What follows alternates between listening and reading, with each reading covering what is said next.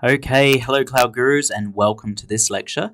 This lecture is actually for Windows users only, and we're basically just going to teach you how to use Putty and Putty Keygen, and you need to use Putty in order to SSH into your EC2 instance, and you need Putty Keygen in order to convert your PEM file. This is the key pair file that's generated when you first create an EC2 instance, and it's generated in a .pem format, but Putty doesn't support PEM files. Putty needs its own PPK files. So basically, Putty Keygen turns PEM files into PPK files.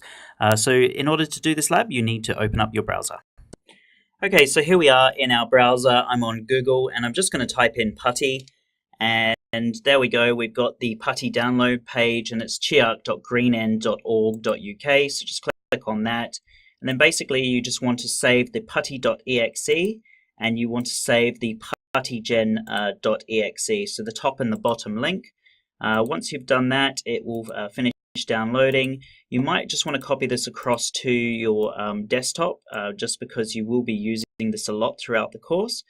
So if I just minimize everything and refresh my desktop, there we go, we can see Putty. So Putty is always the computer-to-computer icons. This is what you're going to use when you're SSHing, and then Puttygen is always the key generator, so it's got a computer-to-key icon. So the next thing we want to do is just go ahead to the AWS Management Console. We want to launch an instance. So I'm going to go in and launch an EC2 instance. I'm going to use the Amazon Linux AMI. I'm going to leave everything else as default because I just want to show you how to connect into this instance. I'm just going to call this Putty as my instance, and then go ahead and hit next. I'm going to create a new security group. I'm just going to leave it open to the world. At the moment it's Launch Wizard 1. Yours might look like Launch Wizard 2, but just leave SSH open to the world. It is a security risk. You could lock it down to your IP address, but again, this is just for demo purposes only. I go ahead and hit launch. Now we want to create a new key, so we'll call this my Putty key, and we're going to download this key pair. Now you'll see here it says it's being downloaded as a .pem file, and in order for us to be able to use this with Putty, we need to convert it to a PPK file, and that's where Putty Keygen comes in. So if we minimize and go back to our desktop and we open up Puttygen, we will be able to do that. First, I'm just going to kick off this instance though, so I'm going to go ahead and hit launch. Okay, so that is now launching. So while that's going on, again, I'm going to go back into Putty Keygen. I'm just going to open it up. Now you might get this message saying it's protected your PC. Just click more info and hit run anyway.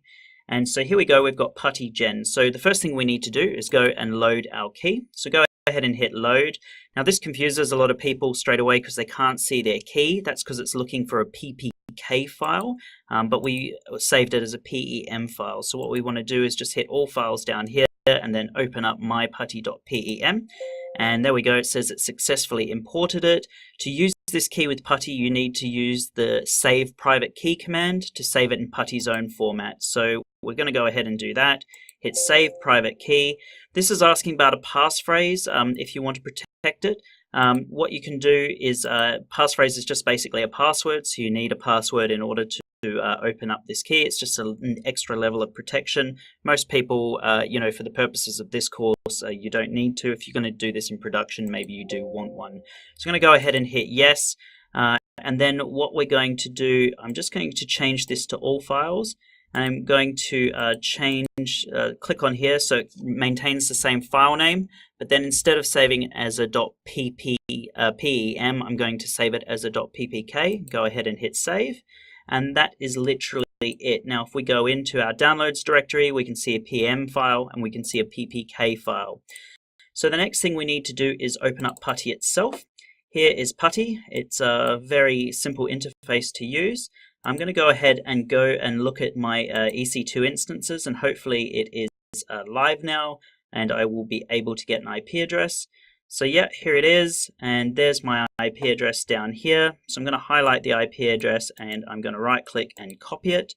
Now if we go back over to our Putty configuration, we can type in here ec2-user and then @ and then the Putty, the IP address, so 52.51.120.70.